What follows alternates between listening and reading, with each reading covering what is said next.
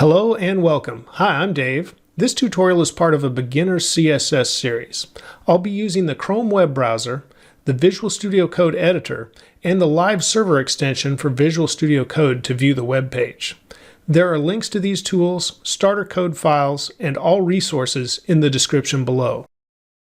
Let's learn about CSS Grid layout fundamentals. We'll be learning the CSS properties that you will use most frequently when working with grids. So for starter code, we've got HTML here, and inside the body we have a main element with the class of container, and we have 6 divs labeled box 1, 2, 3, 4, 5, and 6 by their content. They all have the same class box. If we look at the style that is currently applied, you can see we're importing in the Roboto font from Google Fonts. We have a basic CSS reset. Inside the body, we are just setting the Roboto font and setting the body to a min height of 100 viewport units. And then we have the box class for those divs, background color of black, a white font color, and font size 2 rem, padding of 0.5 rem. And that's all we have to start. So I'll drag VS Code over to the left, and we're using the live server Visual Studio Code extension. So any changes we make to the CSS, we should see immediately here in Chrome on the web page. So here are our 6 divs. Now we haven't set any size. The main element is a block element, so it automatically has 100% width. And then so are the divs, so they're stacked on top of each other, and all 6 of them have a width of 100%, so they're filling up that main element. We're going to cover several different ways to apply grid to our page and to these divs. So let's start out by styling that container class that we have on the main element, and we'll say display grid. Now instantly when we do this and save, we don't see a change, but all of these divs instantly become grid items now within the grid. After that, the quickest way to apply a grid is to use grid-auto-flow, and you can say row, which essentially leaves it as it is because they're stacked on top of each other, which now makes 6 rows, or we could change this to column, and we will have 6 columns, 1 for each of the 6 divs. Now many times we want more control than just setting the auto flow to column and letting all the columns be defined just automatically like that. So let me go ahead and remove grid auto flow, and in its place I'm going to put grid-template dash columns. That's what I want.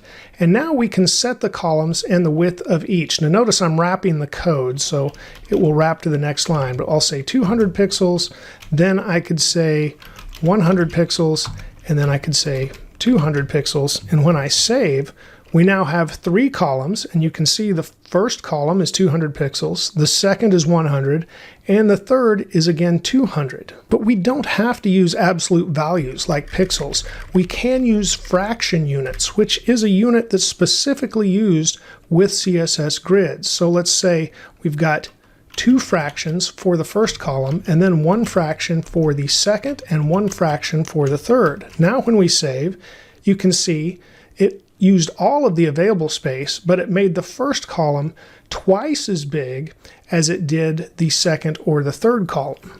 And we can also mix, so we could say 200 pixels and then 1 fraction, 1 fraction, and you see our first column's 200 pixels.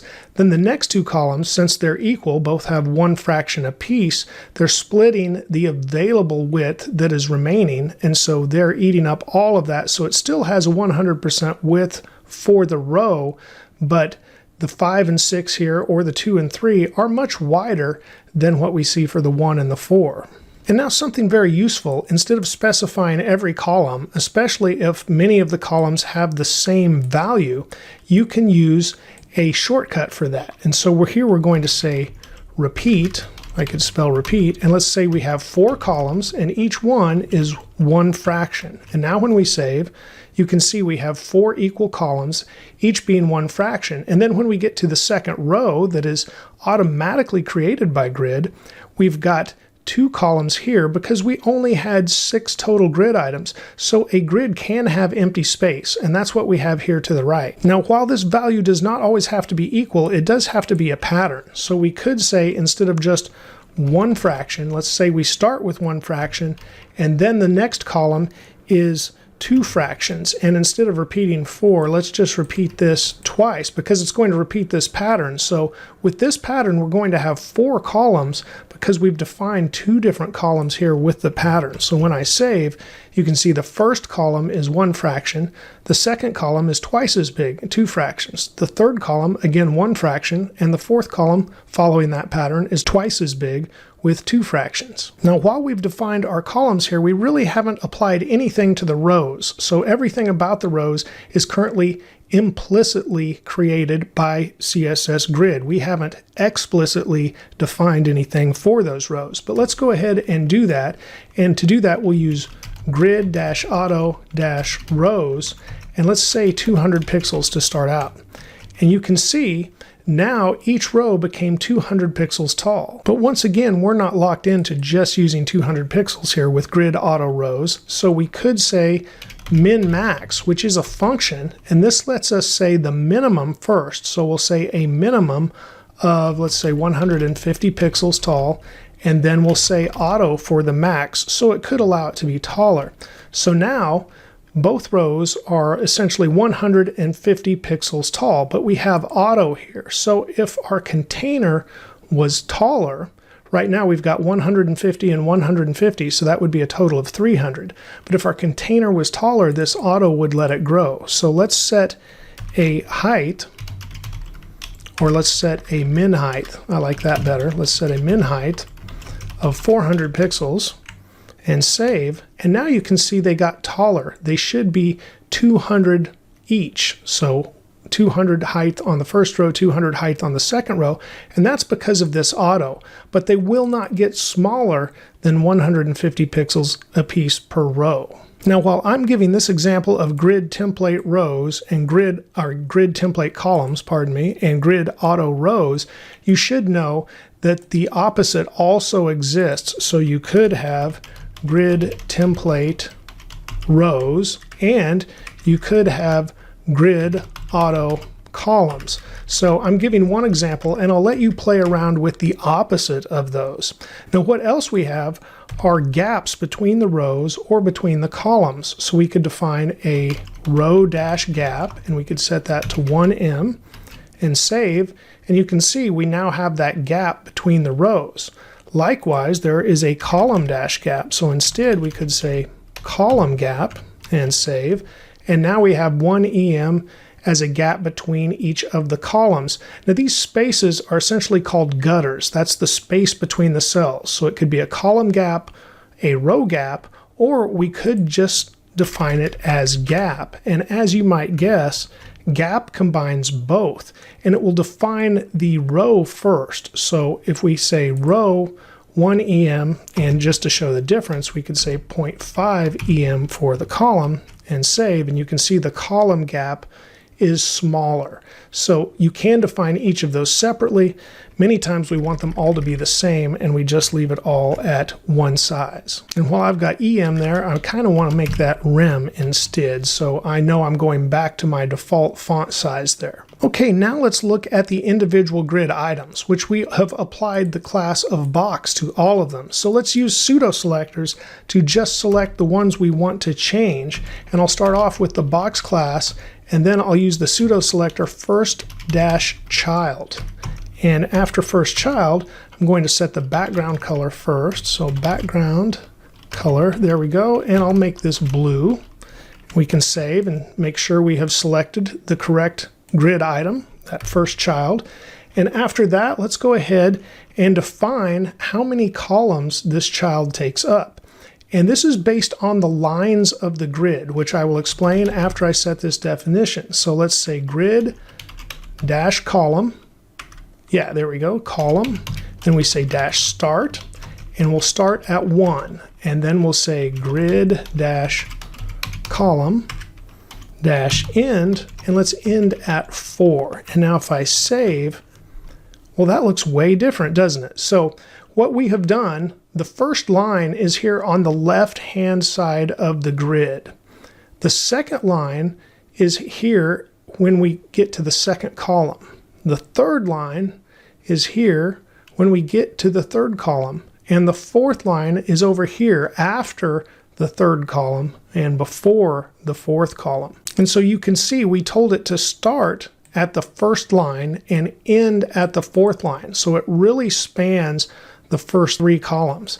We can do the same with the row. So let's say grid-row-start, and we'll go ahead and start again at 1. Then we'll say grid-row-end, and let's end at 3 and save and see what happens.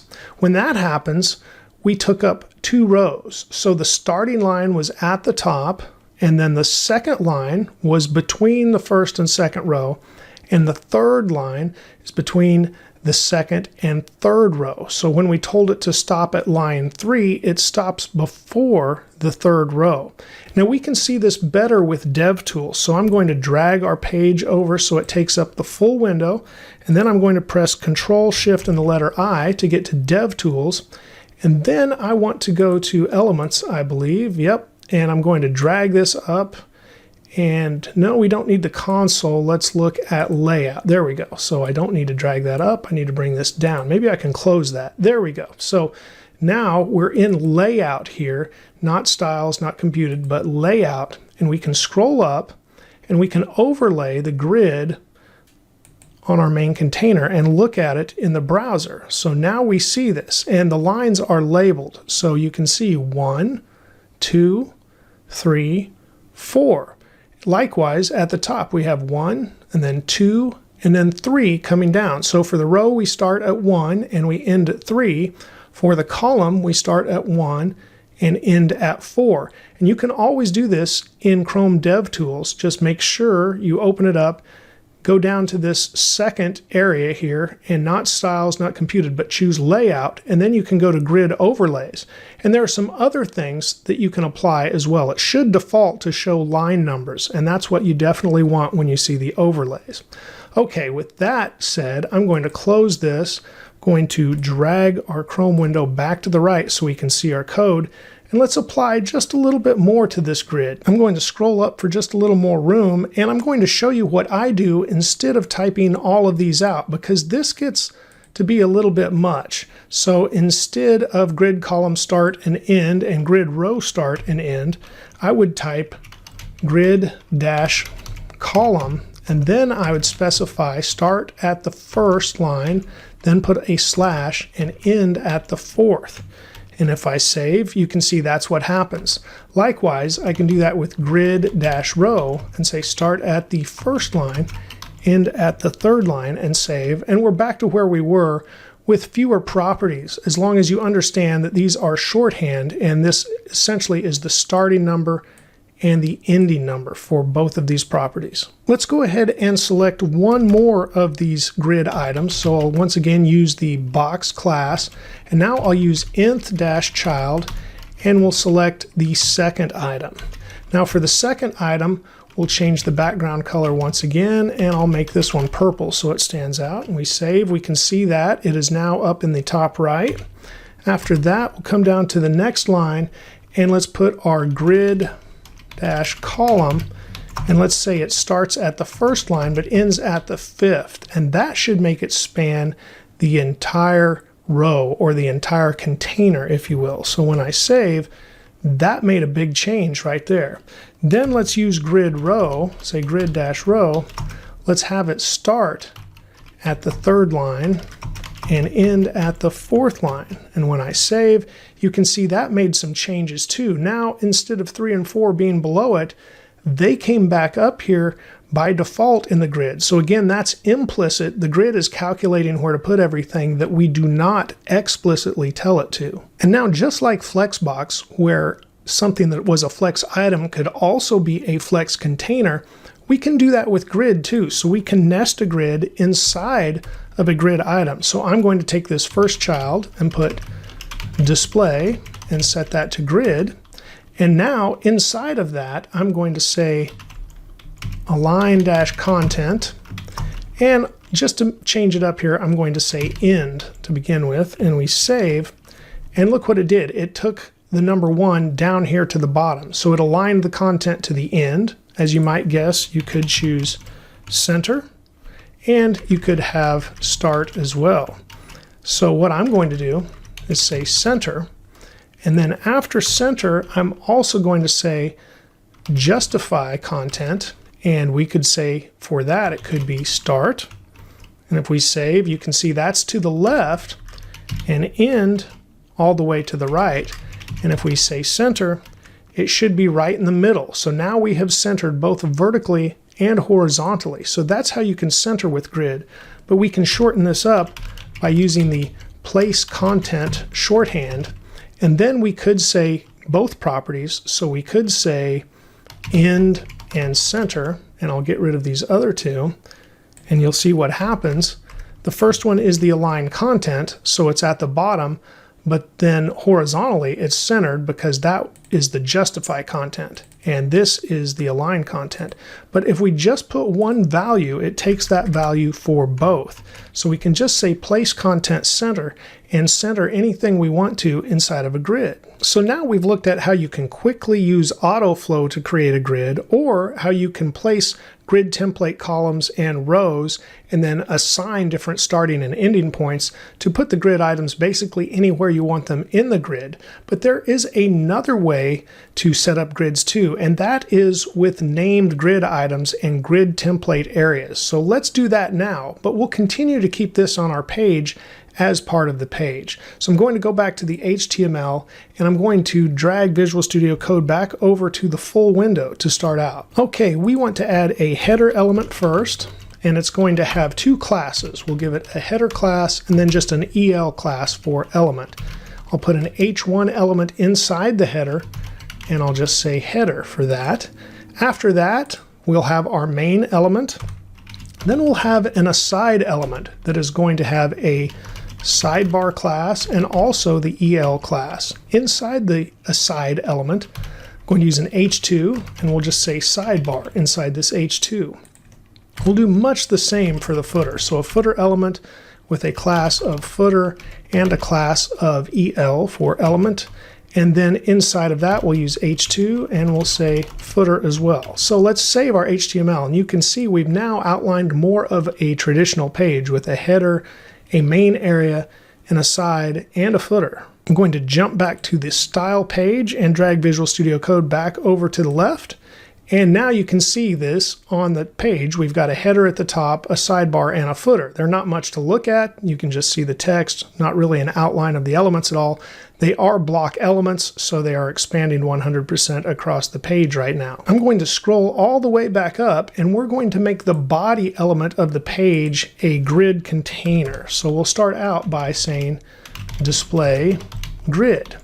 And then we'll say grid dash template dash columns, and let's set this to repeat, and we'll have 9 columns, and we'll use 1 fraction for each column. So let's save that, and boy, did we see some changes on the page. This is going to drastically change from here though as well. So now let's say grid dash auto dash rows, and we'll say 75 pixels, and then we'll say auto, and then we'll say 75 pixels again. And let's save, and that didn't change too much, but it will here in the near future, because we're going to say grid dash template dash areas. Now this is where we can define names of our items on the page, but we're also going to have to apply these to each item.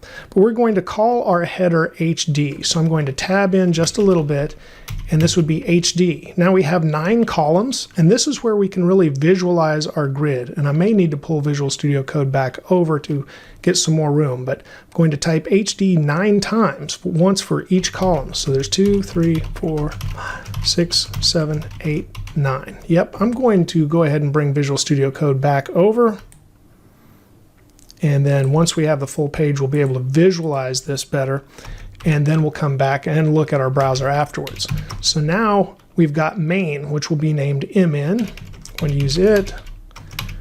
And we're putting it in for each column. But when I get to the last 2, I'm going to put an SB for sidebar that will be to the right of the main element. And then, as you might guess, at the bottom, oh, we need quotes first. I'm going to put FT for footer. And now this is kind of visualizing how our page is going to look. This is going to be the header. This is going to be the main area. The SB will be the sidebar. and then the footer will be across the bottom. But with all of this, it won't apply yet because we haven't defined those areas. We haven't really named them on the items yet. I'm going to save this much, and now let's scroll down and define the rest of this. So after the body definition, let's go ahead and define that EL that we applied, the class that we applied to these new elements, and we'll give them a background color of Rebecca purple, just a little bit different than the other purple we used, a color of white. We'll set each one of these to a display its grid, and we'll just center the content that we put in, which were essentially the labels. Okay, after that, we need to go ahead and identify each class that we applied. So we'll have our header, and this is where we can define our name. So we'll just say grid-area, set that to HD, is what we have in our template for the header. Okay, so now let's do the same for the sidebar. So we'll say .sidebar because we have a class for that. This will be grid-area. This will be SB, but let's go ahead and color the sidebar as well. So background color here is going to be blue. And then we also have a footer. So we'll say .footer for the class. And here we'll say grid-area, set that to FT. So now we should be good, except we haven't named our main area yet. So you can see everything else in the grid. So let's just come down to our container, and that is the main element. And here we'll put grid-area, and we'll name it MN for main, and save. Now let's go ahead and pull Visual Studio Code back to the left and see what we have. Well, that looks pretty good. We've got our header across the top. We've got our sidebar on the right.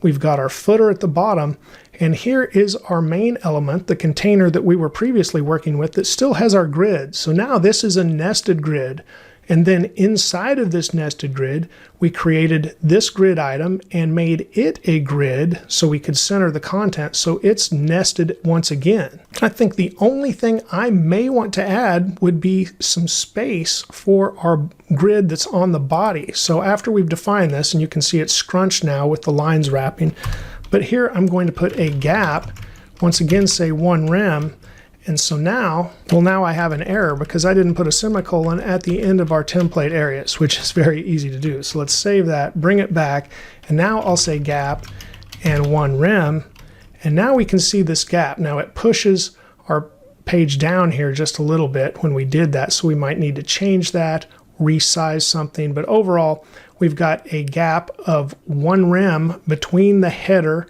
and the main element and the sidebar. Once again, we see that gap between the sidebar and main element and footer, and then we see that right here with the column as well. So let me drag this over to take up the rest of the page, and once again I'm going to press Control Shift and I to open up DevTools. We're going to look at the layout, scroll up and do the overlay here. So we want to overlay the body now, and now we see the body has 9 columns, and we can see each one of these columns defined, but here's the only one that we really see the gap on for the column, which is right here around line number 8. Now we do see the gap here around line number 2 for the row, and then once again around, I can see a line number down here, but right here as well, no, not right here, here it is, line number 3 down here between the footer and the main element as well. So we had a similar sized gap here inside of our nested grid, which was throwing me off. So we could change that as well. We could change pretty much anything we want to. So for that, let me go ahead, close the DevTools, just to get everything to fit a little bit better. Let's bring this back, change our gap to 0.5 rem, and let's also go ahead and change the size we're using here from 75, and I'll select both of those, to 50 pixels. And yeah, it's fitting on the page a little bit better. There's no scroll up or down now. And we might even just want to have a column gap instead of a row gap. So if we save and do that, you can see now we've got a small footer, a small header, and we have this small column gap here. And it doesn't match the column gap inside our nested grid. So there could be other styles we want to change and play around with. But overall, I hope this has helped you see how Grid can be applied in many different ways and give you a good start. And much like Flexbox Froggy that I recommended at the end of the Flexbox module, let's go ahead and look at Grid Garden, which is a game that will help you learn how to use CSS Grid as well. I'll link to this in the description. It's at CSSGridGarden.com. But once again, 28 different challenges here that will help you master CSS Grid, or at least learn a lot more about it. Remember to keep striving for progress over perfection, and a little progress every day will go a very long way. Please give this video a like if it's helped you. And thank you for watching and subscribing. You're helping my channel grow. Have a great day, and let's write more code together very soon.